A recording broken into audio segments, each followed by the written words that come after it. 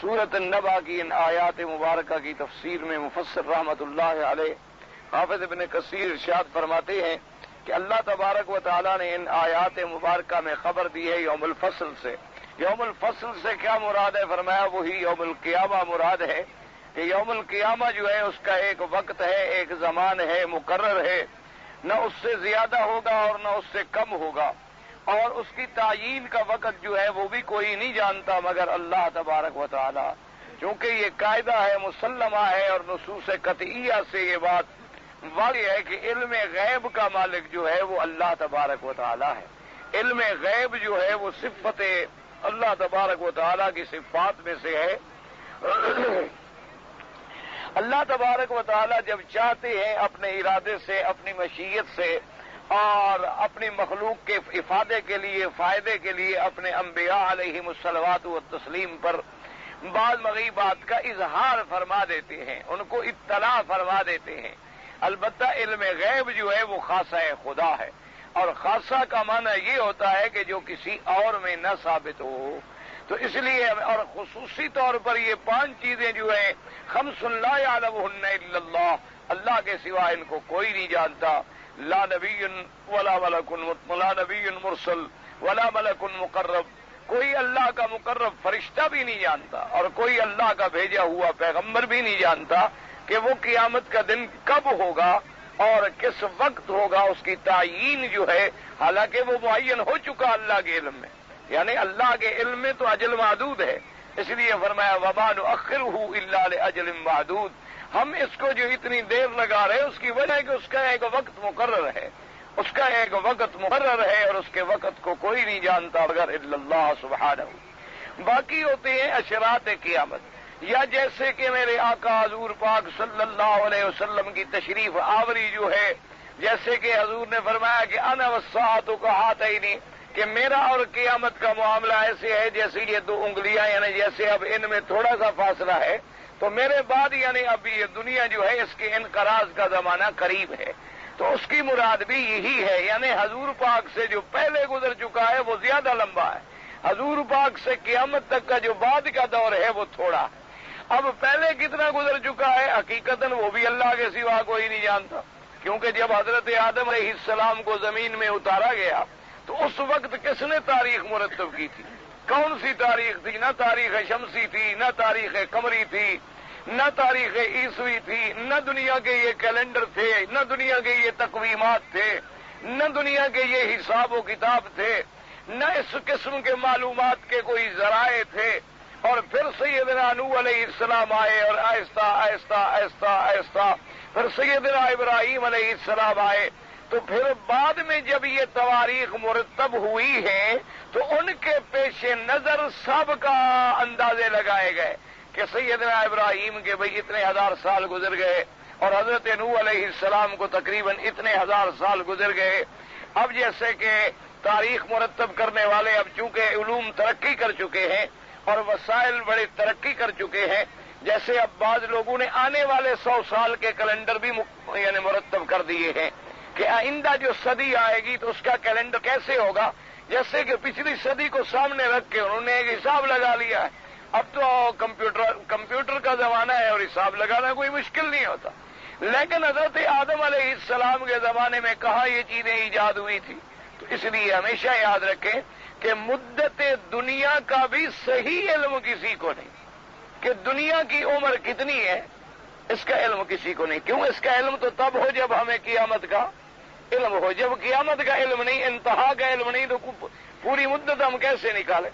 ایک آدمی 100 سال کے بعد فوت ہو گیا تو ہم نے اندازہ لگایا عمر 100 سال، 80 سال کے بعد فوت ہو گیا تو ہمیں پتہ چلا کہ عمر 80 سال۔ لیکن جب قیامت کی تعیین کا علم اللہ کے سوا کسی کو نہیں ہے تو صاف ظاہر ہے کہ ہمیں اس دنیا کی عمر کا علم بھی نہیں ہے۔ تو اس لیے اللہ نے فرمایا کہ ان یوم الفصل کان میقاتا، قیامت کا ایک دن ایک وقت معین ہے، میقات ہے، اور اللہ نے اسے معین کر دیا ہے۔ لا یزاد علیہ ولا ینقص منہ، نہ تو یہ ہوگا کہ اور آگے کر دیا جائے، نہ یہ ہوگا کہ اس کو گھٹا کے جلدی لے آئے، یعنی دیر بھی نہیں ہوگی اور پہلے بھی نہیں آئے گا۔ ہر چیز جو ہے اپنے اجر مسمى اجل محدود اجل معلوم تک ہوگی۔ تو ان آیات مبارکہ میں اللہ تبارک و تعالی نے قیامت کے اوقات کے بارے میں ارشاد فرمایا ہے، اور اس کے بعد اب علامات بیان فرماتی ہیں اور قیامت کے آنے کے واقعات بیان فرماتی ہیں۔ فرمایا یوم ينفخ في الصور فتأتون افواجا قال مجاہد رحمہ اللہ تعالی زمرا زمرا قال ابن جریر یعنی تأتی كل امة مع رسولها كقوله تبارک و تعالی یوم ندعو كل اناس بامامهم۔ اب اللہ پاک نے فرمایا کہ جس دن یوم ينفخ في الصور فتأتون افواجا، کہ جس دن سور پھونکا جائے گا اور اس دن تم آؤ گے افواجن مانا زمرن زمرا، یعنی جماعتیں جماعتیں من کر، جیسے کہ بعض علماء نے فرمایا، حضرت مجاہد رحمت اللہ علیہ نے فرمایا کہ ہر امت جو ہے وہ اپنے پیغمبر کے ساتھ آئے گی، اور اسی طرح فرمایا ہر امت جو ہے اپنے مقتدا اور اپنے پیشوا کے ساتھ آئے گی، تو تمام جماعتیں جماعتیں جو ہیں وہ بن جائے گی۔ جیسے کہ آپ الحمدللہ خلاصہ درس میں باتیں کچھ سن چکے ہیں، تو اس کا مقصد بھی یہی ہوتا ہے کہ پہلے آدمی خلاصے میں اجمالی باتیں سن لے، پھر جب تفسیر پڑھے گا تو سابقہ بات کچھ اس کے دماغ میں دوبارہ دہرا دی جائیں گی، اور کچھ نہ کچھ اللہ کی رحمت سے بات دماغ میں باقی رہ جائے گی۔ تو اصل میں قاعدہ یہ ہے کہ یوم قیامت جو ہے وہ ایک بڑا عظیم دن ہے، اور اس میں عجیب احوال، یہ ایک بات یاد رکھ لیں۔ اب مثال کے طور پر کہ ہر آدمی جو ہے وہ اپنے اپنے قبروں سے کھڑے ہوں گے، اور اب جو مخلوق قیامت تک پیدا ہوگی یہ امت ہے حضور حضرت محمد مصطفیٰ صلی اللہ علیہ وسلم، ہمیشہ یاد رکھ، کیونکہ اور اللہ کے نبی کے بعد کوئی نبی نہیں، آپ کی رسالت کے بعد رسالت نہیں، آپ کی شریعت کے بعد کوئی شریعت۔ اب جتنی مخلوق قیامت تک پیدا ہوگی وہ سب کی سب کیا ہے؟ امت محمد مصطفیٰ۔ اب اس کے دو قسمیں ہو گئی، ایک امت دعوت اور ایک امت اجابت۔ کیا مانا؟ کہ ان میں سے جنہوں نے کلمہ مبارک نصیب ہو گیا، حضور پر ایمان لے آئے، وہ تو امت اجابت آ گئی، اور جنہوں نے کلمہ نہیں پڑھا، کافر رہے، اپنے کفر پہ رہے، امت سے تو وہ بھی نہیں نکلتے، کیونکہ دعوت تو ان کو بھی ملی ہے حضور پاک صلی اللہ علیہ وسلم کی، پیغام نبوت اور رسالت تو ان کو بھی پہنچا ہے حضور صلی اللہ علیہ وسلم کا، اور کوئی نبی بھی نہیں آئے گا، تو لہذا وہ بھی امت میں تو شامل ہے، لیکن ان کو امت دعوت کہا جائے گا، ان کو امت اجابہ نہیں کہا جائے۔ اچھا، اب یہ ساری جو مخلوق ہے، کوئی کسی ملک میں مر گیا، کوئی کسی ملک میں مر گیا، جب قبروں سے کھڑے ہوں گے تو اپنی اپنی جگہ قبروں پہ کھڑے ہو جائیں گے، اور حضور پاک صلی اللہ علیہ وسلم کا باس مبارک جب ہوگا تو مدینے پار ہوگا اپنے حجرہ مبارکہ سے، اپنی قبر مبارک سے، اپنے روضہ مبارک میں، تو اب کوئی امت ہے کسی ملک میں، اور کوئی امت ہے کسی ملک میں، اور کوئی امت ہے کسی ملک میں، تو یہ تمام امتوں کو پھر چلا کے لایا جائے گا میدان محشر۔ ہمیشہ ایک بات یاد، اب میدان محشر میں آنے کے بعد پھر تقسیم ہوگی۔ کیا مانا؟ کہ پھر ہر امت جو ہے اپنے اپنے نبی کی امت جو ہے وہ علیحدہ کر دی جائے گی، کہ بھئی حضرت عیسیٰ علیہ السلام کی امت کو علیحدہ کرو، موسیٰ علیہ السلام کی امت کو علیحدہ کرو، حضور صلی اللہ علیہ وسلم کی امت کو علیحدہ کرو۔ اور اسی کی تائید ہوتی ہے اس حدیث مبارک سے کہ سب سے آپ کو جب دکھایا گیا پچھلی امتوں کا، تو حضرت موسیٰ علیہ السلام کو جب دکھایا گیا حضور کی امت کا، تو ان کے دل میں بھی غبطہ پیدا ہوا کہ کاش میری امت بھی اتنی ہوتی۔ تو حضور صلی اللہ علیہ وسلم کی امت جو ہے وہ تمام امتوں سے زیادہ ہو، حتیٰ کہ بعض روایات مبارکہ میں یوں بھی آتا ہے کہ پورے قیامت میں 120 صفیں بنا دی جائیں، یعنی تمام امت جو ہے ان کو 120 صفوں میں کھڑا کیا جائے، اور حضور پاک نے فرمایا کہ الحمدللہ ان میں 80 تو میری امت ہو، اور 40 میں تمام انبیاء علیہ السلام کی امتیں۔ تو اس لیے اسی سے آپ اندازہ لگائیں کہ حضور صلی اللہ علیہ وسلم کی امت کتنی ہو۔ اور پھر دیکھیں، پھر ایک مرحلہ یہ آ گیا، پھر ایک مرحلہ یہ آیا کہ ساری کائنات ایک صف میں کھڑی ہو۔ پھر ایک مرحلہ یہ آیا کہ بھی ہر امت اپنے اپنے پیغمبر کے ساتھ کھڑی، پھر ان کے اندر پھر مومن علیحدہ ہو گئے اور کافر علیحدہ ہو. اب پھر کافر جو ہیں علیحدہ ہونے کے بعد، مومن علیحدہ ہونے کے بعد، اب مومنوں میں ایسے لوگ ہیں جو گناہگار ہیں، تو پھر ان کی تقسیم ہو جائے گی کہ بھی سب ہر قسم کے گناہ والے کو ایک طرف کریں. اس لیے اللہ تبارک و تعالیٰ معاف کرے. اسی لیے حکم ہوتا ہے کہ آپ شرابیوں کے ساتھ رہیں گے تو پھر شرابیوں کے ساتھ قیامت میں کھڑے ہوں. اگر آپ ایسے لوگوں کے ساتھ رہیں گے جو زانی ہیں، ایسے لوگوں کے ساتھ رہیں گے جو جواری ہیں، ایسے لوگوں کے ساتھ رہیں گے جو سود خار ہیں، ایسے لوگوں کے ساتھ رہیں گے جو حرام کار ہیں، تو پھر قیامت میں اسی کے ساتھ اس کو کھڑا جائے گا. المرء مع من احب، ہر آدمی اپنے اپنے ان محبوبوں کے ساتھ، ان جماعت کے ساتھ ہوگا جن کو وہ محبوب رکھتا ہے. تو اس لیے حکم ہے کہ یا ایھا الذین آمنوا اتقوا اللہ وکونوا مع الصادقین، اے ایمان والو اللہ سے ڈرو اور صحیح اور سچے لوگوں کی صحبت اختیار کرو، صالحین کی صحبت اختیار کرو. کیونکہ قاعدہ ہے، حضور پاک نے مثال بیان فرمائی، میرے آقا نے، اللہ کے کروڑوں صلاۃ و سلام ہوں، آپ نے فرمایا کہ اگر تمہارا تعلق کسی عطر والے دکان سے ہو تو تم اگر عطر نہ بھی خریدو تو اس کے دکان پہ جب بیٹھو گے تو خوشبو تو تمہیں بھی آ جائے گی، تو کم از کم خوشبو تو تم سونگ لو گے نا. اور اگر تمہارا تعلق فرمایا کسی لوہار کے ساتھ ہو جو لوہا گرم کرتا ہے اور بٹھی پھونکتا ہے، اس کے ساتھ جا کر بیٹھو گے، وہ تمہیں جلانا نہیں چاہتا، وہ تو تمہارا دوست ہے اور تم اس کے ساتھ بھی اپنی محبت میں بیٹھے ہو. تو لیکن کبھی وہ جب اپنی پھونک مار رہا ہے تو کوئی چنگاری اڑ کر تمہارے اوپر بھی آ جائے گی. اگر چنگاری نہ بھی آئے تو دھواں تو آئے گا، اگر دھواں نہ آئے تو کم از کم اس کی تپش اور گرمی تو محسوس ہوگی. تو اس لیے فرمایا کہ اگر تمہاری صحبت صادقین کے ساتھ ہوگی، اگر تمہاری صحبت صالحین کے ساتھ ہوگی، اگر تم ان کے تمام اعمال کی شکل نہ بھی کر سکے تو ان کے ساتھ بیٹھنے کا بھی تمہیں فائدہ ہوگا، ان کے ساتھ بیٹھنے کا بھی تمہارے اوپر اچھے اچھے اثرات مرتب ہوں گے. اور اگر تمہاری صحبت نعوذ باللہ طالحین کے ساتھ ہوگی، تمہاری صحبت مجرمین کے ساتھ ہوگی، تمہاری صحبت اہل احوا اور اہل بدعت کے ساتھ ہوگی، تو انجام کیا ہوگا؟ چاہے تم بدعت نہ بھی کرو لیکن اس بدعت کی وبال اور اثر جو ہے وہ تم پر بھی آئے گا. اچھا، کبھی ایسا بھی ہوتا ہے کہ آدمی نہیں چاہتا لیکن اصحاب بدعت میں نعوذ باللہ جا کے بیٹھا ہوتا ہے، وہ بدعت نہیں کرنا چاہتا، مجبور ہے. یعنی ایک آدمی کسی دوست کی شادی پہ آ گیا، پھنس گیا، اب کیا کرے؟ شادی میں منکرات ہو رہے ہیں، شادی میں گانے بجانے ہو رہے ہیں، شادی میں لوگ تاش کھیل رہے ہیں، شادی میں لوگ حقے پی رہے ہیں، شادی میں لوگ نعوذ باللہ بنگڑا ڈال رہے ہیں، رقص کر رہے ہیں، اور شادی میں گالیاں نکال رہے ہیں، اور بڑے بڑے برے افواہات اور باتیں ہو رہی ہیں، اور وہ بیچارہ بیٹھا ہے اور سوچ بھی رہا ہے کہ یار میں کہاں پھنس گیا ہوں. لیکن اس بیٹھنے کی وجہ سے کم از کم، ہاں، اگر اس نے اسی مجلس میں انکار کر دیا، ان پر اعتراض بھی یہ بدعت ہے، یہ حرام ہے، یہ منع ہے، یہ نہیں کرنا چاہیے، پھر تو اللہ بڑا اجر دیں گے. لیکن اگر بیٹھا ہوا ہے تو دوسرا دیکھنے والا بھی تو دیکھ رہا ہے، یار مولوی مکی بڑی تقریریں کرتا ہے، آج تو شادی میں بیٹھا تھا. بڑے لوگوں کو درس دیتے ہیں، جو اپنے دوست کی شادی آ گئی تو حضرت بیٹھے ہوئے، اپنے کسی بڑے آدمی کی شادی آ گئی، دعوت آ گئی، وہاں تو بیٹھے ہوئے.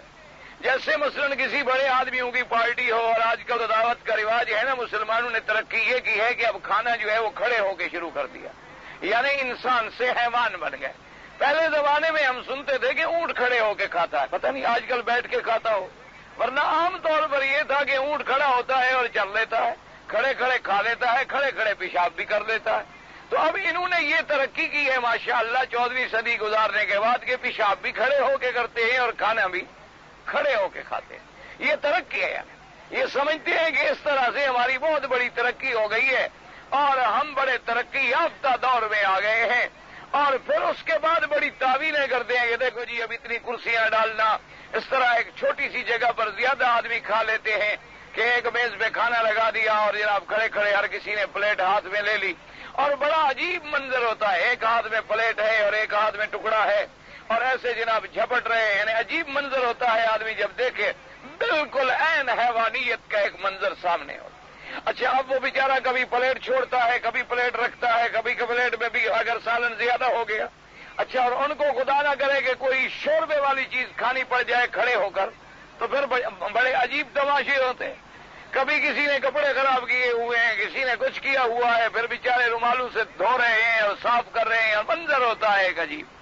اور بعض لوگ پھر اپنی اس بڑائی کو ثابت قدم رکھنے کے لیے بھوکے رہتے ہیں، تھوڑا سا لے لیا، کھڑے کھڑے بھی لوگ تاکہ کھاتے گھر آگے پھر مصیبت بنا دیتے ہیں، تاکہ وہ آگے پھر وہ عذاب گھر میں پورا کرتے ہیں۔ وہاں تو بڑے بن گئے ہیں نا کہ چند چیزیں دو چار خشک لے لی اور جناب کانٹے چھری سے پکڑا اور کھا لیا، اور اس کے بعد گھر آئے تو اب کھانا لاؤ، نے کہا ابھی تو دعوت پہ گئے تھے، انہوں نے کہا دعوت میں تو ایسے آدمی جاتا ہے بس دکھانے کے لیے، کھلانے والے کا مقصد بھی دکھانا تھا اور کھانے والوں کا مقصد بھی دکھلانا تھا۔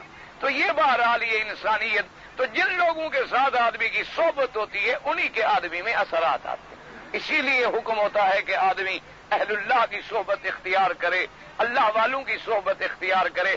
آپ نمازیوں کی صحبت اختیار کریں، یقینی بات ہے نمازی بنیں گے۔ آپ اہل اللہ کی صحبت اختیار کریں گے، اللہ کے ذکر میں مشغول ہوں گے، ان کی صحبت اختیار کریں گے۔ آپ آئیں گے قرآن والوں کی صحبت اختیار کریں گے، جیسے حدیث مبارک میں آتا ہے اللہ تبارک و تعالی جانتے ہیں پھر بھی فرماتے ہیں اپنے ملائکہ سے کہ میرے بندوں کو آج تم نے کیسے پایا؟ انہوں نے کہا اللہ بھی وہ تو قرآن سن رہے تھے، قرآن پڑھ رہے تھے، قرآن پڑھا رہے تھے۔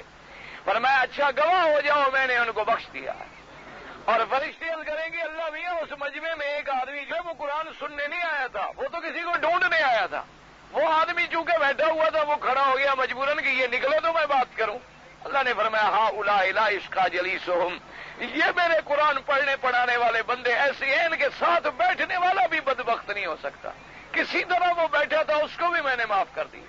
تو اس لیے ہمیشہ اہل اللہ کی صحبت اختیار کریں، اللہ تبارک و تعالیٰ کے صالحین بندوں کی صحبت اختیار کریں، ہر وقت اپنے آپ کو اچھے لوگوں کے ساتھ رکھیں تاکہ ان کے اثرات جو ہیں تمہارے اوپر مرتب ہوں، ان کے اثرات جو ہیں تمہارے اوپر اثر کریں۔ اس لیے حکم دیا گیا کہ پھر قیامت میں ہر جماعت کو علیحدہ علیحدہ کھڑا کیا جائے گا۔ اچھا ایک منظر وہ آ جائے گا کہ کسی کو بندر کی شکل میں، کسی کو خنزیر کی شکل میں، اور اللہ تبارک و تعالیٰ معاف کرے کسی کو کسی شکل میں اور کسی کو کسی شکل میں کیا جائے گا۔ اور یہ بھی حدیث سے تائید بھی ملتی ہے کہ حضرت ابراہیم الخلیل علیہ السلام ان کے والد آزر جو ہیں جب ان کو جہنم میں لے جایا جائے گا اور حضرت ابراہیم الخلیل اللہ کی درگاہ میں عرض کریں گے کہ میرا اللہ تیرا وعدہ ہے کہ تو آج کے دن میں اپنے انبیاء کو رسوا نہیں کرے گا، لیکن میرا اللہ اس سے بڑی رسوائی کیا ہوگی کہ میرا باپ جہنم میں جا رہا ہے۔ اللہ پاک فرمائیں گے کہ ابراہیم الخلیل آپ آنکھیں بند کر دیں۔ حضرت ابراہیم الخلیل تھوڑی دیر کے لیے آنکھیں بند کریں گے، حکم ہوگا کہ اب دیکھو، وہ دیکھیں گے تو ایک جانور کی شکل بن چکے ہوں گے۔ فرمایا کافر کو جہنم سے نجات نہیں مل سکتی، میں نے شکل بدل دی ہے کہ چلو لوگ پہچان نہ سکیں۔ اتنا بھی اللہ تبارک و تعالیٰ نے حضرت ابراہیم الخلیل علیہ السلام پہ کرم فرمایا۔ تو اس سے بھی تائید ہوتی ہے کہ مختلف اشکال میں بھی لایا جائے گا۔ اسی طرح سے ایک حدیث مبارک میں یہ بھی آتا ہے کہ بعض بڑے بڑے کافروں کو لایا جائے گا، بڑے بڑے کھانے والے اور بڑے بڑے پیٹوں والے اور بڑے بڑے موٹے تازے، لیکن جب ان کو وزن کیا جائے گا فرمایا لا نقیم لہم یوم القیامت وزنا، ایک مچھر کے پر کے برابر بھی ان کا وزن نہیں ہوگا۔ اسی لیے حدیث پاک میں آتا ہے آپ حضور صلی اللہ علیہ وسلم نے فرمایا کہ وہ لوگ جو پیر بنتے ہیں، بزرگ بنتے ہیں اور اپنے اتنے موٹے ہو جاتے ہیں، فرمایا اللہ کو وہ بڑے ناپسند ہے۔ اس کا مطلب یہ نہیں ہوتا کہ بعض تو اچھے لوگ بھی موٹے ہو جاتے، مانا یہ ہے کہ جن کا کھانے پینے کے سوا کوئی کام ہی نہیں، دن کھانے میں گزرتا ہے، رات سونے میں گزرتی ہے، ہر وقت یا کھانے کا فکر ہے یا پینے کا فکر ہے، ہر وقت اسی بلا میں لگے ہوئے ہیں، جن کے دن جو ہیں وہ گزر رہے ہیں کھانے کے اندر اور راتیں گزر رہی ہیں سونے کے اندر، تو موٹا نہیں ہوگا تو کیا ہوگا؟ تو لہذا اس قسم کے موٹے یعنی جو قصب حلال و حرام کا کوئی فرق نہیں کرتے اور بلائیں ڈالتے چلے جا رہے ہیں، لیکن ان کا عالم یہ ہوگا کہ قیامت میں مچھر کے برابر بھی وزن نہیں ہوگا، لا نقیم لہم یوم القیامت وزنا۔ تو فرمایا کہ قیامت میں جب نفخ صور ہوگا، اور صور کہتے ہیں اس سینگ کو جس کو عربی میں بوق بھی کہتے ہیں، اور جیسے آپ نے دیکھا ہوگا کہ یہ بعض فقیر لوگ ہوتے ہیں نا آپ کے ملکوں میں، یہ خاص طور پہ یہ زیادہ ملنگ ہوتے ہیں، ان کے بعد بھی وہ سینگ ہوتے ہیں اور سینگ میں آواز نکالتے ہیں، فلاں کرتے ہیں۔ تو بہرحال یعنی اسی لیے منصور کہا اس کو جاتا ہے، یعنی قرن سینگ ہوگا، وہ کیسا ہوگا، کتنا لمبا ہوگا، کیا طول و عرض ہوگا، اللہ تبارک و تعالیٰ جانتے ہیں۔ اس میں وہ پھونک ماری جائے گی، جیسے کہ آج بھی جیسے آپ نے دیکھا ہے نا کہ اگر مجمع زیادہ ہو تو کوئی سیٹی بجائی جاتی ہے، یا مجمع زیادہ ہو تو آواز دی جاتی ہے کہ فوج تیار ہو جائے۔ اب ساری فوج آواز تو نہیں سن سکتی، تو ایک یعنی ہارن آ گیا، ایک سائرن بج گیا، ساری قوم تیار ہو گئی۔ اور دوسرے سائرن پہ بھی بالکل الرٹ ہو جاؤ اور تیسرے سائرن پہ بھی مارچ کرو. تو اسی طرح اللہ تبارک و تعالیٰ کا بھی ایک نظام ہوگا کہ سور پھونکا جائے گا, سب ختم ہو گئے. پھر دوسرا سور پھونکا جائے گا, سب کھڑے ہو گئے. پھر سب کو چلا کے میدان حشر میں لے جائیں گے. پھر میدان حشر میں جب جائیں گے پھر تقسیم ہو گئی. بعض لوگ عزت و اکرام سے جائیں گے اور کافر جو ہیں وہ اہانت و ذلت سے جائیں گے. اس لیے فرمایا یوم ندعو کل اناس بامامہم. وقال البخاری رحمہ اللہ تعالی یوم ينفخ في الصور وتأتون افواجا. حدثنا محمد قال حدثنا ابو معاویہ الاعمش عن نبی صالح عن ابی ہریرہ رضی اللہ تعالی عنہ قال قال رسول اللہ صلی اللہ علیہ وسلم ما بين النفختين 40. قالوا 40 يوما. قالوا 40 شهرا. قال بيت. قالوا 40 سنة. قال بيت. قال ثم ينزل الله من السماء ماء فينبتون كما ينبت البقل. ليس من الانسان شيء لا يبلى الا عظما واحدا وهو عجب الذنب ومنه يركب الخلق يوم القيامة. يركب الخلق يوم القيامة. اب جناب امام بخاری رحمت اللہ علیہ نے اس آیت مبارک کی تفسیر میں ایک حدیث مبارک نقل کی ہے. انہوں نے فرمایا کہ حضرت ابی ہریرہ رضی اللہ تعالی عنہ روایت فرماتے ہیں کہ آقا انعامدار حضور پاک نے فرمایا کہ ما بین النفختین 40. کہ پہلا نفخہ جب ہوگا سور پھونکا جائے گا اور ساری دنیا فنا ہو جائے گی. جن کو اللہ فنا کرنا چاہیں گے, یہ یاد رکھو. بعض چیزیں ایسی ہیں جو اس وقت بھی فنا نہیں ہوں گی. ایک مسئلہ سمجھ لو, یعنی جب سور پھونکا جائے گا تو ساری چیزیں فنا ہو جائیں گی, لیکن الا من شاء اللہ, مگر جن کو اللہ چاہے فنا نہ کرنا وہ فنا نہیں ہوں گی. جیسے مثلا جنت فنا نہیں ہوگی, جہنم فنا نہیں ہوگی. اسی طرح جنت کی جو نعمتیں اللہ پاک نے پیدا فرمائی ہیں وہ فنا نہیں ہوں گی. اور بھی علماء کرام نے چیزیں بیان فرمائی ہیں جن پر فنا نہیں ہوگی. لیکن ایک بات یہ بھی یاد رکھیں, اب پھر وہی مسئلہ مشکل ہو جائے گا کہ جب فنا نہیں ہوں گی اور اللہ فرماتے ہیں کہ کل شیء ہالک, ہر چیز ہلاک ہوگی. فرماتے ہیں کل من علیہا فان ویبقى وجہ ربک ذی الجلال والاکرام, کہ ہر چیز فنا ہوگی. تو اب جنت تو فنا نہیں ہوگی, جہنم بھی فنا نہیں ہوگی, اور بہت ساری چیزیں ہیں جو فنا نہیں ہوں گی. تو پھر ان آیات کا اس کے ساتھ جمع اور ربط کیسے بنے؟ تو اس لیے بات کو سمجھیں. تو علماء نے فرمایا کہ معنی یہ ہے کہ ہر چیز قابل فنا ہے, ہر چیز قابل ہلاک ہے. یعنی ہر چیز فنا ہو سکتی ہے, ہر چیز ہلاک ہو سکتی ہے, مگر اللہ کی ذات ہے جو دائم اور باقی ہے, جس پہ کبھی زوال اور فنا نہیں ہوگی. یعنی اگر اللہ چاہے تو اس کو بھی فنا کر دیں, وہ قابل فنا ہے, لیکن فنا نہ کریں. ان کی مرضی, ان کی مرضی ہے وہ فنا نہ فرمائے, ان کی مرضی ہے کہ ان کو نہ مٹائے, ورنہ چاہے تو ان کو بھی مٹانے کے قادر ہیں. اور ہر چیز قابل فنا ہے, ہر چیز قابل ہلاک ہے. الا وجہ ربک, اللہ کی ذات ہے جو الحی ہے, القیوم ہے, الدائم ہے, هو الاول والآخر والظاہر والباطن. سب سے پہلے بھی اسی کی ذات ہے اور سب سے بعد میں بھی اسی کی ذات ہے اور سب سے اعلیٰ بھی اسی کی ذات ہے. تو اس لیے سمجھیے. تو حضور نے فرمایا کہ دو نفخوں کے درمیان 40 کا فرق ہوگا. صحابہ نے پوچھا حضور 40 کیا دن؟ اور مہینہ. تو صحابہ نے پوچھا حضور 40 مہینے. تو آپ نے انکار کیا. تو انہوں نے کہا حضور 40 سال. آپ نے انکار کیا. تو مانا یہ ہوا یعنی اس کی بھی تعین نہیں کہ وہ 40 کیا ہوں گے. 40 دن ہوں گے تو وہ دن کتنے لمبے ہوں گے, اگر 40 مہینے ہوں گے تو وہ مہینے کتنے لمبے ہوں گے, اگر 40 ہفتے ہوں گے تو وہ ہفتے کتنے لمبے ہوں گے. تو اس لیے آپ نے چپ فرمایا کہ بھئی ان کے درمیان فرق تو 40 کا ہوگا. اب 40 کی تفصیل اس حدیث مبارک میں بیان جو ہے وہ نہیں کی گئی. بعض فرماتے ہیں کہ اس کے درمیان میں 40 سال کا وقفہ ہوگا. بعض علماء کرام نے دوسری روایات کو سامنے رکھنے کے بعد, اور بعض نے فرمایا کہ 40 دن کا ہوگا لیکن وہ دن بڑا ہوگا. بعض علماء کرام نے یوں بھی فرمایا. بہرحال اصل وجہ یہ ہے کہ جب نفقہ اولا ہوگا تو ساری چیزیں فنا، تو آسمان کے سورج چاند وغیرہ سب تو ختم ہو گئے، اس لیے وہ نظام تو رہا نہیں جو دنیا میں نظام تھا کہ ایک دن گزر گیا، دوسرا آ گیا، تیسرا آ گیا، چوتھا آ گیا، پانچواں آ گیا۔ وہ نہ چاند رہا، نہ سورج رہا، نہ ان کا دور رہا، نہ چکر رہا، نہ دن رہے، نہ ایام رہے، نہ مہینے رہے، نہ سال رہے۔ اس لیے ایک مدت جو ہے بغیر معلومہ ذکر کر دی گئی۔ اچھا، اور اسی میں اللہ کی کوئی حکمت ہے۔ بہرحال اس کے بارے میں کوئی صراحت تو نہیں ہے، لیکن اللہ کے ہر حکم میں، اللہ کے ہر امر میں، اللہ کے ہر چیز میں کوئی نہ کوئی حکمتیں ضرور ہیں۔ اب دیکھیں نا جی، انبیاء کو نبوت ملتی ہے تو کتنے عرصے کے بعد؟ 40 سال کے بعد۔ اچھا، اور حضرت عیسیٰ علیہ السلام تشریف لائیں گے تو کتنا عرصہ رہیں گے؟ 40 سال۔ ان سے پہلے مہدی آئیں گے تو وہ کتنا عرصہ رہیں گے؟ 40 سال۔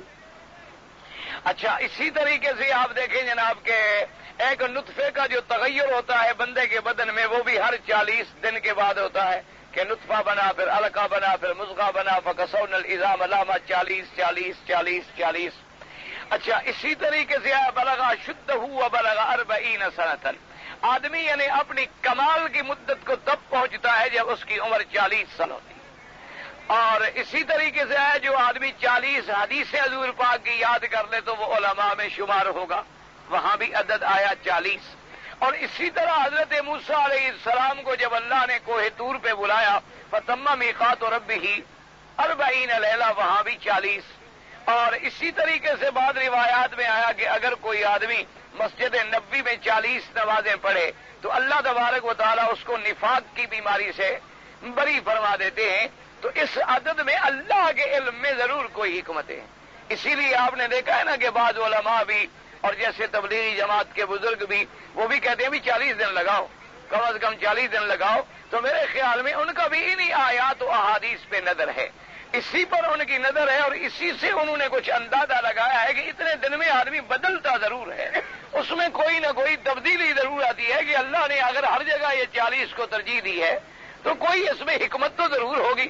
کہیں آپ نے 40 سال فرمایا تو 40 ہیں، اور دن ہیں کہیں تو 40 ہیں، اور حدیثیں یاد کرنے کا حکم ہے تو 40 ہے، اور اسی طریقے سے نطفے کے اندر جو تغیرات ہیں ان کے لیے بھی 40 ہے، اور مدت نبوت جو ہے وہ بھی عمر نبوت ملنے کی وہ بھی 40 ہے۔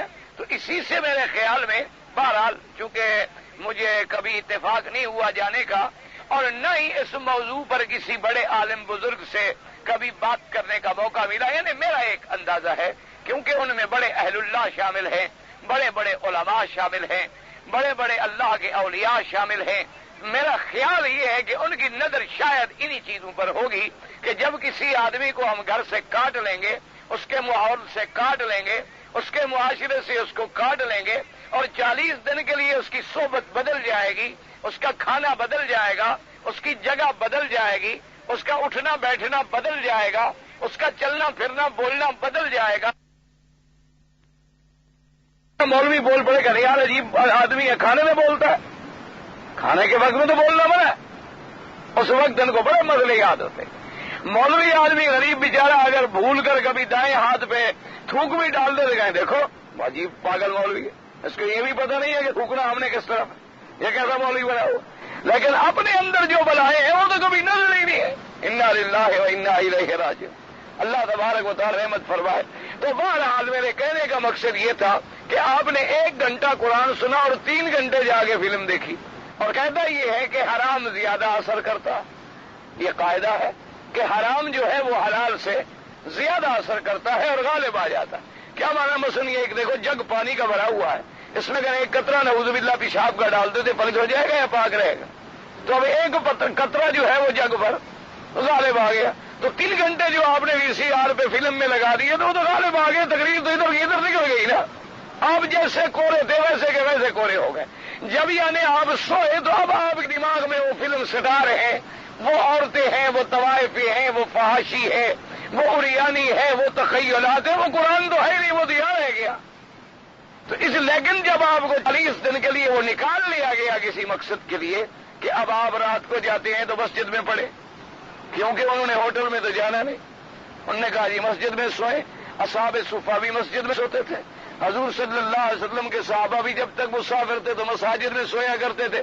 انہوں نے کہا جی رات کو ہم نے تو مسجد میں سونا. اب انہوں نے کہا جناب کھانا بھی پکانا ہے, ایک آدمی دال لے آئے, گوشت آگ جلائے, ایک پکائے ایک تقسیم کرے. اب جناب ڈیوٹیاں بھی بدل رہی ہیں. اب رات کو آپ سوئے ہوئے ہیں تہجد کے لیے, سب اٹھ رہے ہیں تو آپ بھی اٹھیں گے, آپ بھی وضو کریں گے, آپ بھی تہجد پڑھیں گے. تہجد کے بعد کوئی اللہ کا بندہ اللہ کے آگے رو رہا ہے اور سب کے لیے رو رہا ہے کہ میرا اللہ میرے ساتھیوں پر بھی رحم فرما دے اور پوری امت اسلام پہ رحم فرما دے, تو لازمی بات ہے کہ تبدیلی آئے گی. بہرحال مجھے تو کبھی جانے کا اتفاق نہیں ہوا, لیکن میں نے اللہ کی رحمت سے ایک نہیں, دو نہیں, چار نہیں, ہزاروں لوگ دیکھے ہیں جو ان لوگوں کی وجہ سے تبدیل ہوئے ہیں.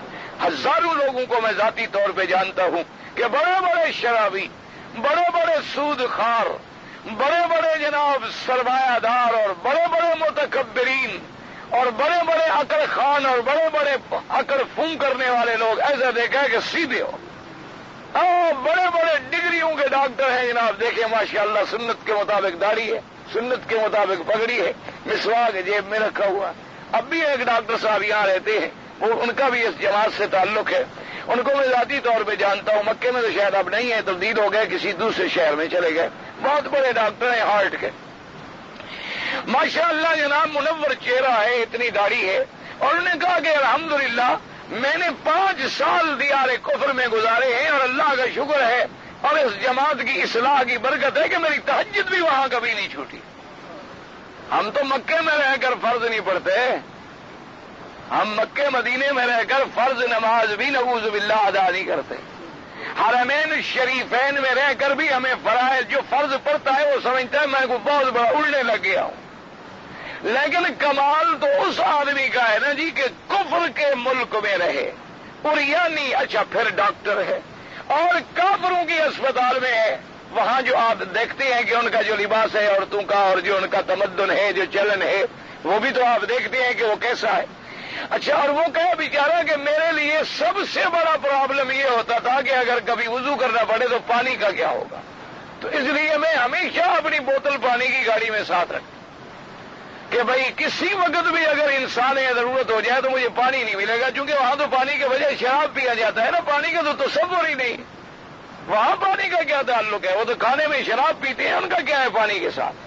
وہ تو پانی وانی کو استعمال کرتے ہیں برتن دھونے کے لیے, بندوں کے لیے کام نہیں آتا ان کے ہوٹلوں میں آپ پانی مانگے, پانی مہنگا ہے اور شراب سستی ہے. تو جس ملک میں یہ عالم ہو جائے, اسی طرح اب ہمارے مسلمان ملکوں کا یہ عالم ہو گیا ہے کہ آٹا مہنگا ہے اور لڑکی سستی, تو وہاں پھر گناہ نہیں ہوں گے تو کیا ہوگا؟ وہاں پھر جناب اللہ معاف فرمائے اریانی اور فاشی نہیں ہوگی, لوگ ڈاکے قتل نہیں کریں گے تو کیا کریں, پھول پہنائیں گے. بھوکھا آدمی پھر جو مرضی آئے کرے گا, بھوکھا آدمی جب اس کو بھوک ستائے گی تو جو مرضی آئے وہ کرے گا. پھر اس لیے اس نے بھی تو کسی طرح روٹی کمانی ہے نا. تو اللہ تبارک و تعالیٰ سے دعا کرے اللہ ہمیں بھی صالحین کی صحبت اختیار کرے, اللہ ہمیں بھی اچھے لوگوں کی سنت اور نصیب فرمائے. باقی ہر آدمیوں میں کچھ غلطیاں بھی ہوتی ہیں, کچھ خطائیں بھی ہوتی ہیں, کچھ مسائل میں اختلاف بھی ہوتا ہے. تمام کے تمام آدمی جو ہیں وہ خطا سے پاک نہیں ہوتے. اس لیے حضور نے فرمایا کلنا خطاؤون, آپ نے فرمایا ہم میں سے ہر آدمی خطا کار ہے, وخیر الخطائین التوابون. حضور نے فرمایا اچھے گناہگار وہ ہوتے ہیں جو اللہ کے آگے توبہ کرتے. تو اگر ان میں بھی کوئی غلطیاں ہوں اللہ ان کی ہدایت فرما دے, اللہ تبارک و تعالیٰ ان کی اصلاح فرما دے. بہرحال بھائی میں تو اس نتیجے پہ پہنچا ہوں, آپ میرے بھائی ہیں, بزرگ ہیں, میں آپ کا خادم ہوں, میں آپ لوگوں کے پاؤں کی دھول کے برابر بھی نہیں ہوں. یہ تو آپ کی دعائیں ہیں کہ اللہ مجھ سے بھی کام لے لے, اللہ چاہے تو چڑیا سے کام لے لے, اللہ چاہے تو کسی ممولے سے کام لے لے, اور اللہ چاہے تو شاہین سے کام نہ لے, اللہ کی مرضی ہے. تو یہ تو اللہ کا کرم ہے کہ اللہ ہم سے کام لے لے. میں آپ کو دیانتداری سے ایک بات بتاتا ہوں کہ اگر کوئی آدمی قرآن پڑھا رہا ہے, دوسرا آدمی نورانی قاعدہ پڑھا رہا ہے, تیسرا آدمی کسی کو کریمہ پڑھا رہا ہے, چوتھا آدمی کسی کو تعلیم الاسلام کی اردو کتاب پڑھا رہا ہے, پانچواں آدمی کسی کو بیٹھ کے قرآن شریف ناظرہ پڑھا رہا ہے, کوئی آدمی دورہ حدیث پڑھا رہا ہے, تو جو کوئی آدمی تبلیغ میں لگا ہوا ہے, کوئی آدمی کسی دین کی جماعت سے جڑا ہوا ہے, ان سب کے لیے دعائیں کیا کرو کہ اس فتنے کے دور میں ایسے بھی ہیں کہ دین میں لگے تو ہیں, اگر ان میں کچھ ٹیڑھا پن ہے تو اللہ سیدھا کر دے, اگر ان میں کوئی غلطیاں ہیں تو اللہ صراط مستقیم پہ لے آئیں گے، لیکن ان لوگوں سے تو بہتر ہیں، کیونکہ آج اتنا ایسا دور آ گیا ہے کہ ہر آدمی مادیت کا شکار ہے، ہر آدمی دولت کی دوڑ میں مبتلا ہے، ہر آدمی یہ چاہتا ہے کہ میرے گھر میں بڑے بڑے پی سی آر ہوں، بڑی بڑی فلمیں ہوں، میرے گھر کے اندر گاڑی ہو، کار ہو، میرے گھر کے اندر فیشن ہو، میرے گھر کے ہر لڑکی کا یہ دماغ ہے کہ میرے پاس فیشن کی یہ چیزیں ہوں، ہر آدمی اسی دوڑ میں پڑ. تو اس دوڑ میں اگر کوئی آدمی ان جہنم سے نکل کر بھی خدا کا نام لیتا ہے تو اس لیے اس کے خلاف اعتراض نہ کیا کریں، ان کو گالیاں نہ دیا کریں، ان کو برا بلا نہ کہا کریں. اگر ان میں کوئی غلطی ہے تو تم خود اچھا کام شروع کر دو، تم خود اچھا کام شروع کر دو. جیسے کہ ایک بزرگ کی خدمت میں ایک دو نوجوان کالجوں کے پڑھے لکھے تھے، وہ ان کی خدمت میں گئے اور جناب انہوں نے جا کر مولوی صاحب کو جناب پکڑ لیا. انہوں نے کہا مولوی صاحب کیا آپ نے یہ مدرسہ بنا رکھا ہے، یہ بچوں کو آپ پڑھا رہے ہیں، ان کی زندگی ضائع ہو رہی ہے، کسی کو صرف پڑھا رہے ہیں، کسی کو ڈیف پڑھا رہے ہیں، کسی کو فارسی پڑھا رہے ہیں، کسی کو آپ کریمہ پڑھا رہے ہیں، کسی کو آپ قرآن شریف کا ترجمہ سیدھا سادہ پڑھا رہے ہیں، اور 12-13 سال کے بعد یہ آدمی نکلتے ہیں بیچارے، تو کیا کریں؟ نہ ان کو نوکری ملتی ہے، نہ ان کے پاس کوئی ڈگری ہوتی ہے، نہ ان کو کوئی تنخواہیں ملتی ہے. یہ آپ کیا کر رہے ہیں؟ آپ کو تو ایسا کرنا چاہیے. تو ان بزرگ بڑے اللہ والے تھے، انہوں نے کہا میرے بیٹے مجھ سے میں بوڑھا ہو گیا، میرا دماغ بھی بوڑھا ہو گیا، مجھ سے جو ہو سکا وہ میں کر رہا ہوں، اور جو کام میرا آپ کو غلط نظر آتا ہے آپ چاہتے ہیں کہ اس طرح کیا جائے وہ آپ شروع کریں. جو آپ میری غلطی نکال رہے ہیں تو اس کا مطلب ہے آپ کو اللہ نے بڑا علم دیا ہے کہ آپ کو میری غلطیاں ساری نظر آ گئی. تو اب جب آپ کام کریں گے تو وہ تو سیدھا ہوگا نا، اس میں یہ غلطیاں نہیں ہوں گی. تو آپ وہی سیدھا شروع کر دیں تاکہ آپ کے پاس تو لوگ اچھی تربیت حاصل کریں. اب جناب چپ. تو نے کہا میرا بھائی پھر جو میں ٹیڑھا میڑھا کر رہا ہوں میرا اللہ قبول فرما لے. تو اصولی بات یہ ہے کہ ایک ہوتا ہے اعتراض کرنا، ایک ہوتا ہے صرف تجاویز دے دینا کہ دیکھو جی یہ پرانے وقت کے خیالات کے لوگ ہیں، ان کو چاہیے جدید علوم پڑھائیں، ان کو چاہیے ریاضیات پڑھائیں، ان کو چاہیے یہ کمپیوٹر پہ درس دیں، ان کو چاہیے کہ جناب دنیا کو انگلش لغت کے مطابق تعلیم دیں، ان کو چاہیے کہ اب جو نئے نئے نصاب بھائی وہ نیا کام تم شروع کر دو. ان کو کیوں کہتے ہو؟ تم شروع کر کے تجربہ کر کے دنیا کو دکھاؤ، تاکہ جب تم کرو گے اور اس میں لوگ صحیح ترقی کریں گے تو ہم تمہارے پیچھے آ جائیں گے، ہم بھی اسی طرح شروع کر دیں. تو اس لیے بلا وجہ کسی پہ اعتراض کر دینا بڑا اچھا، بڑا آسان ہے. گھر بیٹھا مونچھ پہ ہاتھ پھیرا اعتراض کر دیا نا. اعتراض آدمی دیکھو نا جی کھانا پکاتے ہیں، اور ایک آدمی نے مجھے سنایا کہ ایک دن میں اپنی بیوی سے جھگڑ پڑا. روٹی جو بیچاری نے پکائی شاید تو اس میں کچھ جل گئی روٹی اور کچھ وہ ٹیڑھی میڑھی شاید ہو گئی یا کیا ہوگی. کہتے ہیں پتہ نہیں خدا جانے مجھے کیا خیال آیا کہ میں بگڑ گیا بیوی سے کہ کیسے روٹی پکاتی ہے اور دیکھتی نہیں ہو، ادھر مٹی لگی ہوئی ہے اور ادھر جل گئی ہے، اور مجھے تم نے انسان سمجھا ہے کیا؟ انسان ہے. غصے میں آ گیا. تو بیوی بڑی سمجھدار تھی، وہ ساری باتیں سنتی رہی. اس نے کوئی بات.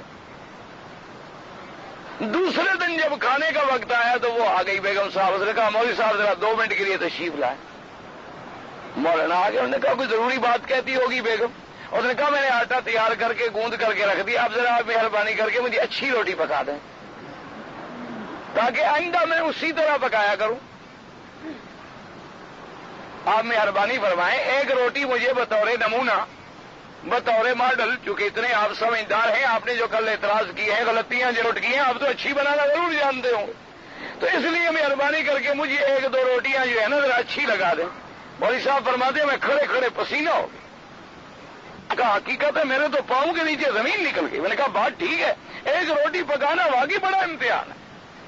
انہوں نے کہا کہ نہیں، آج تو مولوی صاحب روٹی آپ نہیں پکانی، آج تو میں آپ کے ہاتھ کی پکی ہوئی کھاؤں گی اور میں سیکھوں گی کہ روٹی کیسے پکتی. جناب جب مولوی صاحب کہتے ہیں مجھے روٹی پکانی پڑی نا، وہ کہتے ہیں میرا پہلا اور آخری دن میں نے توبہ کر.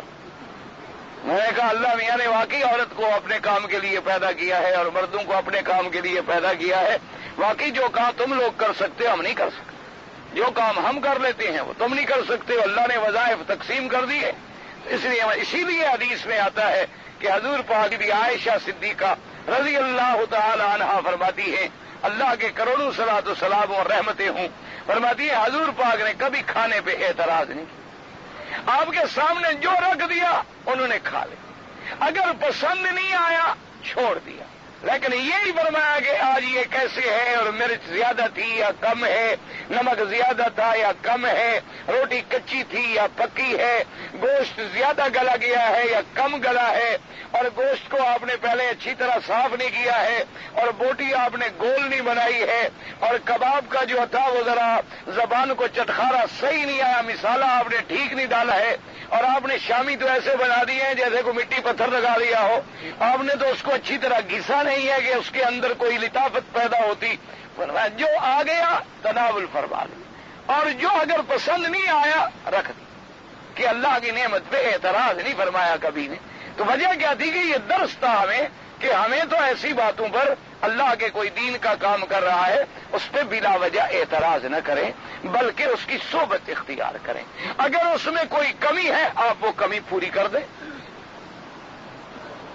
اس لیے فرماتے ہیں کہ جماعتیں بن کے آئیں گی، وہ 40 دن ہوں گے یا کتنے ہوں، اور فرمایا کہ ثم انزل اللہ من السماء ماء، اللہ تبارک و تعالیٰ پھر وہ 40 دن گزرنے کے بعد آسمانوں سے پانی برسائیں گے۔ اور بعض روایات مبارک میں یہ بھی آیا ہے کہ وہ پانی ایسے گاڑھا ہوگا جیسے انسان کا مادہ گاڑھا ہوتا ہے، جس سے بچہ پیدا ہوتا ہے، وہ پانی بھی ایسے گاڑھا ہوگا، اور اس پانی سے اللہ تبارک و تعالیٰ تمام اموات کی جو ہڈیاں ہیں، جو اجزاء ہیں، ان کو اس کی جگہ پہ جمع کر دیں۔ جیسے آپ دیکھیں نا کہ کوئی ایک بڑی سیل آئے تو وہ دنیا سے کوئی لکڑیاں کوئی چیزیں اٹھا کے ایک جگہ اکٹھا کر دیں، ساری چیزوں کو جمع کر دیں۔ اور فرمایا انسان کا بدن جو ہے سارے کا سارا ختم ہو جاتا ہے، مگر یہ آخری جو ریڑھ کی ہڈی ہے نا، یہ آخری، یہ اس کا ایک تھوڑا سا حصہ جو ہے وہ باقی رہتا، اسی سے اللہ تبارک و تعالیٰ پھر ساری مخلوق کو پیدا فرما دے۔ یعنی ہر چیز جو ہے وہ گل جاتی ہے۔ اصل میں آج بزدم کہتے ہیں وہ آخری دم والا حصہ، تو ابھی انسان کی دم تو ہوتی نہیں، تو اس لیے محدثین کرام نے فرمایا مراد یہ ہے کہ وہ ریڑھ کا آخری حصہ جو ہے۔ اچھا، اور خدا کی شان یہ ہے کہ یہی ریڑھ کی ہڈی جو ہے یہی قوام بدن کے لیے سب سے عام چیز ہے۔ یعنی خدا نہ کرے اگر ایک منکا اپنی جگہ سے ہل جائے پورا نظام بدل جائے، پورا نظام دنیا کا تہو بالا ہو جائے۔ یہ آپ دیکھتے ہیں نا کسی پہ فالج گر گیا، آپ دیکھتے ہیں کسی کا پورا ایک ہاتھ اور پاؤں کام نہیں کر رہا، اسی طرح اللہ معاف فرمائے اور تکالیف ہوتی ہے۔ وہ یہ اللہ نے جو ایک نظام بنایا ہے، تبارک اللہ احسن الخالقین، اللہ تبارک و تعالیٰ کی شان قدرت ہے، کمال قدرت ہے کہ اس نے کیسی کیسی مخلوق پیدا فرما دی ہے، اور مخلوق میں کیسی کیسی چیزیں بنا دی ہیں کہ آدمی سوچ نہیں سکتا ہے۔ آج دنیا میں بڑی ایجادات ہو رہی ہیں، لیکن جب وہ فوٹو لیتے ہیں تو آپ اس نظام کو دیکھیں نا کہ اللہ نے یہ ریڑھ کی ہڈی کیسے جوڑی ہے، اس کا نظم کیسا ہے کہ ہر من کا، یعنی اب دنیا نے بڑی بڑی ایجاد، پہلے ایکس رے آیا، ایکس رے کے بعد الٹرا ساؤنڈ آ گیا، پھر جناب اس کے بعد سٹی اسکین آ گیا، اب جناب اس سے بھی ترقی کی ہے انہوں نے کہ ایک مغناطیس قسم کی چیز آئی ہے جو بدن کا وہ ریڑھ کی ہڈی کا فوٹو لیتے ہیں، اور اس میں بالکل یعنی ہے کہ ایک ذرہ بال کے برابر بھی ہو تو وہ فوٹو آتا ہے۔ اس کو جب آپ دیکھیں گے تو آپ کو کہنا پڑے گا فتبارک اللہ احسن الخالق، کہ اللہ تبارک و تعالیٰ واقعی تیرا کمال قدرت ہے، اور تو ہی پیدا کرنے والا ہے، اور تو ہی سب سے بہتر بنانے والا۔ اور اس کے بعد اللہ تبارک و تعالیٰ فرماتے ہیں قرآن پاک میں وَفُتِحَتِ السَّمَاءُ فَكَانَتْ أَبْوَابًا، فرمایا طُرُقًا وَمَسَالِكَ لِنُزُولِ الْمَلَائِكَةِ، کہ آسمان ایسے کھول دیے جائیں گے کہ ہو جائیں گے دروازے۔ ویسے آسمانوں میں تو دروازے ہیں، آسمانوں میں دروازے ہیں، جیسے کہ آپ نے قرآن میں پڑھا ہے فَفَتَحْنَا أَبْوَابَ السَّمَاءِ بِمَاءٍ مُنْهَمِرٍ، اور اسی طرح لَا تُفَتَّحُ لَهُمْ أَبْوَابُ السَّمَاءِ وَلَا يَدْخُلُونَ الْجَنَّةَ حَتَّى يَلِجَ الْجَمَلُ فِي سَمِّ الْخِيَاطِ، تو آسمان کے دروازے ہیں، لیکن اس وقت مراد یہ ہے کہ ایسے کھول دیے جائیں کہ گویا معلوم ہو گئے سارے دروازے ہی لگے ہوئے تھے، کھول دیا تو ختم ہو گیا، تاکہ پھر اللہ کے فرشتے جو ہیں وہ اس سے اتریں گے۔ وَفُتِحَتِ السَّمَاءُ فَكَانَتْ أَبْوَابًا وَسُيِّرَتِ الْجِبَالُ فَكَانَتْ سَرَابًا، اللہ نے فرمایا کہ پہاڑوں کو چلایا جائے گا، ایسے ہو جائیں گے جیسے ریت اور سراب۔ سراب کا کیا معنی؟ دور سے آدمی کو نظر آتا ہے کہ پانی ہے، جب قریب جاتا ہے کچھ نہیں۔ تو اس لیے پہاڑ بھی ختم ہو گئے، اور پہاڑوں پر بھی کئی ادوار ہوں گے، کیسے دکتا دکت واحدہ، ایک یہ ہوگا کسیبم مہیلا، ایک کیفیت وہ ہوگی، کل اہن المنفوش، ایک کیفیت وہ ہوگی، ینصفها ربی نصفا، ایک کیفیت وہ ہوگی۔ تو اسی طرح قرآن پاک میں متعدد آیات میں ان مختلف کیفیات کا اور مختلف احوال کا جو ان پہ گزریں گے ان کا ذکر فرمایا گیا ہے۔ اور اس کے بعد فرماتے ہیں کہ قوله تبارک و تعالی وترى الجبال تحسبها جامدة وهي تمر مر السحاب، اللہ نے فرمایا دیکھتا ہے تو پہاڑ کیسے جمے ہوئے ہیں اور یہ ایسے چلیں گے جیسے اب بادل چلتے ہیں، ان کو اڑا دیا جائے گا، چلا دی، جیسے فرمایا وَتَكُونُ الْجِبَالُ كَالْعِهْنِ الْمَنْفُوشِ، فرمایا یہ پہاڑ ایسے ہو جائیں گے جیسے دھنی ہوئی رنگین اون ہوتی ہے نا، یہ جانور کی جو بال ہوتے ہیں، ان کو جب مارتے ہیں نا تو رنگین کا کیا مانا، کیونکہ کچھ بال سفید ہوتے ہیں، کچھ بال دوسرے سیاہ رنگ کے ہوتے ہیں، کچھ بال سرخ رنگ کے ہوتے ہیں، کچھ بال سرخ مائل سفیدی کی طرف ہوتے ہیں، تو اب جب ان کو ملا دو اور مارو گے تو اڑے گی۔ اور اسی طرح پہاڑ جو ہیں بعض سفید ہوتے ہیں، بعض سیاہ ہوتے ہیں، بعض سرخ ہوتے ہیں، بعض اونٹ کے رنگ کے ہوتے ہیں اور مختلف رنگوں کے ہوتے ہیں، تو جب ان کو بھی ریزہ ریزہ کر کے اڑا دیں گے تو وہ بھی ایسے نظر آئیں گے جیسے کل اہن المنفوش، جیسے رنگی ہوئی اور دھلی ہوئی اون اڑ رہی ہو۔ قال هاهنا وكان السراب أن يخيل إلى الناظر أنها شيء وليست بشيء، یعنی دیکھنے والے کو نظر آئے گا کہ سراب کچھ ہے لیکن کچھ نہیں ہے۔ وبعد هذا تذهب بالكلية ولا عين ولا أثر، یعنی اس کے بعد یہ پہاڑ جو ہے بالکل ختم کر دیے جائیں گے، نام و نشان بھی مٹ جائے گا۔ وَيَسْأَلُونَكَ عَنِ الْجِبَالِ فَقُلْ يَنسِفُهَا رَبِّي نَسْفًا فَيَذَرُهَا قَاعًا صَفْصَفًا، فرمایا پہاڑوں کو ہم اڑا دیں گے، ایسے کر دیں گے چٹیل میدان قاعًا صفصفا، یعنی لا ترى فيها عوجا ولا امتا، نہ اس میں کوئی ٹیڑھا پن ہوگا نہ اس میں کوئی آڑ ہوگی، یعنی زمین کو ایسے برابر ہوگی۔ اب تو ہے نا کہیں کھڈا آ گیا، کہیں پہاڑ آ گیا، کہیں غار آ گیا، کہیں چٹان آ گیا، کہیں درخت آ گیا، کہیں، لیکن جب سب چیزیں اڑ جائیں گی تو زمین بالکل چٹیل میدان کر دی جائے۔ وقال تعالی ويوم نسير الجبال وترى الارض بارزة، جب اللہ نے فرمایا ہم پہاڑوں کو اٹھا لیں گے چلا دیں گے تو دیکھیں گے کہ اب زمین ظاہر ہے کھلی ہوئی ہے۔ وقوله تبارک وتعالی ان جہنم کانت مرصادا، اے مرصادۃ معدہ، جہنم اللہ نے فرمایا تیار ہے اور تاغ لگائی ہوئے ہیں، للطاغین، کون مراد ہے؟ فرمایا الاساۃ المخالفون للرسل، ان سے مراد وہی نہ فرمانے جو پیغمبروں کے انکار کرنے والے ہیں۔ مآبا من مرجعا ومنقلبا ومصیرا، ان کے لوٹنے کی جگہ، ان کے واپس آنے کی جگہ جو ان کے لیے اللہ نے تیار کی ہے۔ وقال حسن وقتادہ فی قوله تعالی ان جہنم کانت مرصادا، یعنی انه لا يدخل احد الجنہ حتى يجتاز بالنار فان كان معه جواز نجا والا احتبس۔ وقال سفیان الثوری علیہ ثلاث قناطر، حضرت حسن اور قتادہ فرماتے ہیں کہ کوئی جنت میں نہیں جائے گا مگر جہنم سے گزر کر، یعنی وہ چاہے مومن بھی ہے ایمان والے بھی ہیں وہ بھی گزریں گے ضرور، اس میں بھی اللہ کی حکمتیں ہیں کہ جب مومن گزریں گے تو اللہ کی پناہ مانگیں گے اور پھر جب جنت ملے گی تو اللہ کے شکر گزار ہوں گے کہ اللہ نے ہمیں اس عذاب سے بچا لیا اور یہ رحمتیں اپنی عطا فرمائی۔ اس لیے انہوں نے فرمایا کہ کوئی نہیں بچ سکتا مگر وہ جس کو پاسپورٹ ملے گا، یعنی جس کو اللہ تبارک و تعالی جنت کا پروانہ دیں گے وہی گزر کے نکل جائے گا، ورنہ باقی کو روک دیا جائے گا وہی جہنم میں۔ اور اسی طرح حضرت سفیان ثوری رحمۃ اللہ علیہ فرماتے ہیں کہ اللہ تبارک و تعالی نے اس کے اوپر بھی 3 جگہیں بنائی ہوئی ہوں گی، 3 مقامات یا 3 چوکیاں سمجھ لیں یا 3 اڈے سمجھ لیں کہ جو مومن ہیں الحمدللہ وہ گزر جائیں گے، اور جو اسات اور کافر اور مشرک اور شرک کرنے والے ہیں ان کو جہنم میں روک دیا جائے گا اور پھر وہ ہمیشہ جہنم میں رہیں گے اور جہنم سے نکلنے کا کوئی طریقہ بھی نہیں ہو۔ تو لہذا یاد رکھیں کہ جنت جب بھی ملی تو اللہ کی رحمت سے ملے، اس لیے ہمیشہ آدمی اللہ سے دعا کرے، اور حضور پاک نے فرمایا کہ جب بھی دعا کرو تو یہ دعا مانگا کرو کہ اللہ ہمیں جنت الفردوس نصیب فرما، کیونکہ سب سے اعلیٰ جو ہے وہ جنت الفردوس، اور اللہ ہمیں جہنم کے عذاب سے بچائے۔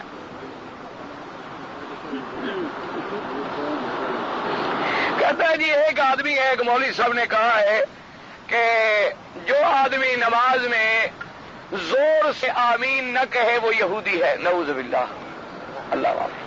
اسی لیے تو میں ابھی رو رہا تھا کہ کسی پر اعتراض نہ کیا کرو۔ ایسے لوگ ہیں جو اللہ کے دین کے سب سے اللہ باپ فرمائے، نتیجہ یہ نکلتا ہے کہ لوگوں کو دین سے نفرت ہو جائے۔ یہی لوگ اپنی باتوں سے دین میں دشمنی پیدا کرتے ہیں۔ اب آپ اندازہ فرمائیں کہ یہ بات کہہ دینا تو بڑا آسان ہے، لیکن صحابہ میں ایسے گزرے ہیں جو آہستہ کہتے ہیں، ان کے بارے میں کیا فتویٰ ہوگا؟ تابعین، تبع تابعین، ائمہ مجتہدین، ائمہ محدثین، ائمہ فقہا اور کروڑوں مسلمان زین اس دنیا کے اندر ایسے ہیں جو آہستہ کہتے ہیں۔ اس لیے نعوذ باللہ، اور سیدھی بات بھی ایسی کہ بالکل یہودی ہو گیا، یعنی کافر ہو گیا۔ یہ اتنا بڑا مسئلہ ہے جو کفر اور اسلام کا جھگڑا ہے۔ یہ تو اعلیٰ اولیٰ کا مسئلہ ہے کہ بعض ائمہ کے نزدیک آمین زور سے کہے تو افضل ہے، اور بعض ائمہ کے نزدیک آمین آہستہ کہے تو افضل ہے۔ یعنی یہ تو کوئی بھی نہیں کہتا کہ آمین نہ کہے، دونوں کہتے ہیں کہ آمین کہے۔ صرف فرق اتنا ہے کہ بعض ائمہ نے فرمایا کہ آمین زور سے کہے تو زیادہ بہتر ہے، اور بعض ائمہ نے فرمایا کہ آمین آہستہ کہے تو زیادہ بہتر ہے، کیونکہ آمین کا معنی بھی یہی ہوتا ہے کہ یا اللہ ہماری اس دعا کو قبول فرما، تو لہذا یہ دعا ہے، اور دعا کے لیے قرآن نے ایک قاعدہ کلیہ بیان کر دیا ہے کہ جب بھی اللہ سے مانگو تو آہستہ سے مانگو، اللہ سے مانگو تو تضرع سے مانگو، آہستگی سے مانگو۔ انہوں نے بھی اس قرآن کی آیت سے استدلال کیا ہے۔ بہرحال جو مولوی صاحب ایسا کہتے ہیں اللہ اس کو ہدایت، ہم تو اس کے لیے بھی دعا کریں گے کہ وہ غصے میں پتہ نہیں بیچارہ کہہ گیا ہو۔ کبھی کبھی مولوی کو جوش آ جائے نا جی، تو قاعدہ یہ ہوتا ہے کہ جب جوش آئے تو ہوش رہتا نہیں، جب ہوش آدمی کا چلا جائے تو پھر جوش ہی جوش ہوتا ہے، پھر آدمی جوش سے باتیں کرتا ہے، ہوش تو گیا۔ اسی لیے قاعدہ ہوتا ہے نا، ایک صحابی آئے، انہوں نے کہا حضور مجھے آپ وصیت فرمائیں۔ آپ نے فرمایا لا تغضب، غصہ نہ کیا کرو۔ اس نے کہا حضور اور کوئی وصیت بھی فرما دے۔ آپ نے فرمایا لا تغضب، تم غصہ نہ کیا کرو۔ اس نے کہا حضور کوئی اور وصیت بھی فرمائے۔ آپ نے فرمایا لا تغضب، تم غصہ نہ کیا کرو۔ تو اس کو غصہ زیادہ آتا ہوگا نا، تو حضور نے علاج فرما دیا کہ جب آدمی بعض اوقات مولوی صاحبان کا قصور نہیں ہوتا، بیچارے اپنے جوش میں ہوتے ہیں، جب وہ جوش میں ہوں نا ان پر بس دعا کیا کریں اللہ رحمت کرے کہ اب حضرت اپنی پٹڑی سے اکھڑ گئے ہیں۔ اور یہی لوگ ہیں جو اللہ کے دین کو بڑھانے کے بجائے گھٹانے کا سبب بن گئے۔ لوگوں میں نفرت پیدا ہوتی ہے کہ ایک چھوٹی سی بات پہ اگر ہم یہودی بن گئے، چھوڑو یار نماز نہ پڑھنے سے بھی تو یہودی بنیں گے، اور کیا ہوگا؟ اس کا انجام یہ نکلتا ہے۔ بہرحال اللہ پاک اسے بھی ہدایت دے اور اللہ ہمیں بھی ہدایت دے۔ اللہ تبارک و تعالی ہم سب کو صراط مستقیم نصیب فرمائے۔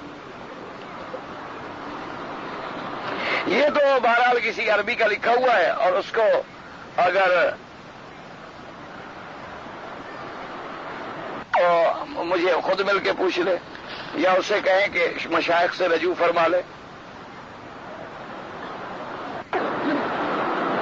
خاوند کے فوت ہونے کے بعد بیوی کا حصہ جو ہے وہ آٹھواں تب ہوتا ہے اگر اولاد ہو، یعنی اگر اولاد ہے تو پھر بیوی کو ملے گا 8واں حصہ۔ اچھا کہتا ہے اب بیوی نے اگر دوسری شادی کر لی، دوسری شادی کرے، تیسری کرے، چوتھی کرے، تمہیں کیا؟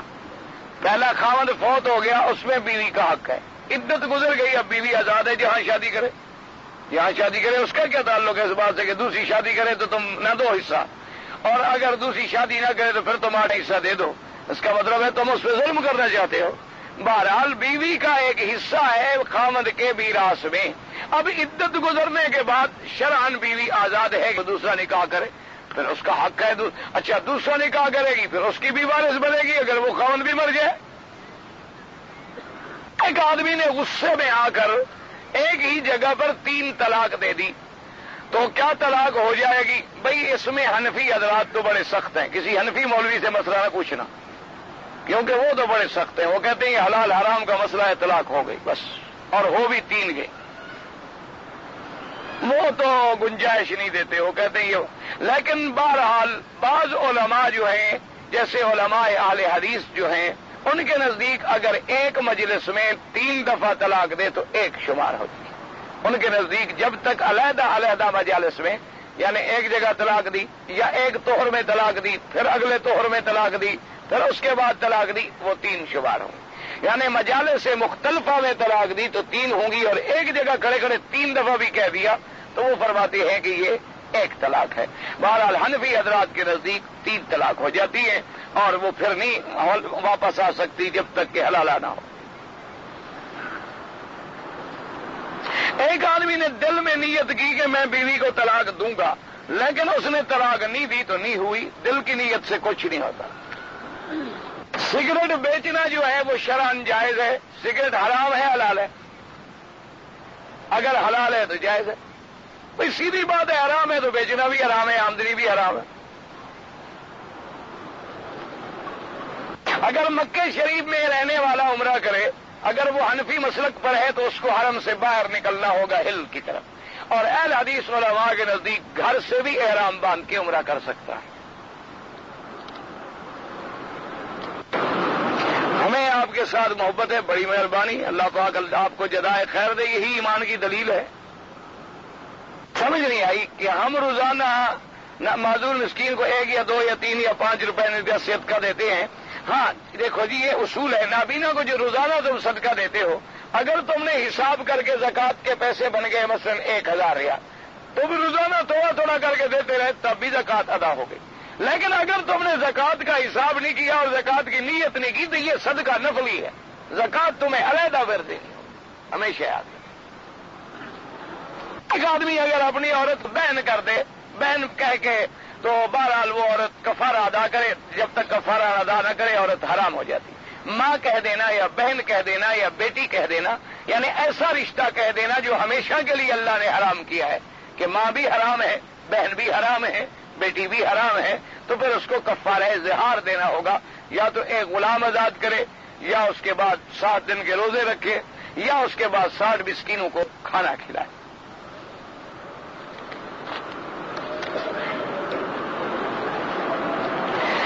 ہم نے بہت سارے علماء سے سنا ہے کہ حضور کی 4 بہنیں ہیں۔ بھئی ہم نے تو نہیں پڑھا 4 بہنیں 4 بیٹیاں سنا ہوگا، آپ نے غلط لکھا ہے۔ حضور پاک کی داڑھی مبارک میں سفید بال، ہاں سفید بال کچھ آئے تھے، یعنی ساری داڑھی مبارک حضور کی سفید نہیں ہوئی تھی۔ حضور صلی اللہ علیہ وسلم کی داڑھی مبارک میں کچھ بال جو ہیں وہ سفید آنے شروع ہو گئے تھے۔ بعض علماء نے کچھ عدد بھی لکھا ہے کہ 20، 21، 22 کے قریب بال مبارک تھے۔ بہرحال اصل بات یہ ہے کہ تھوڑے سے بال مبارک سفید ہوئے۔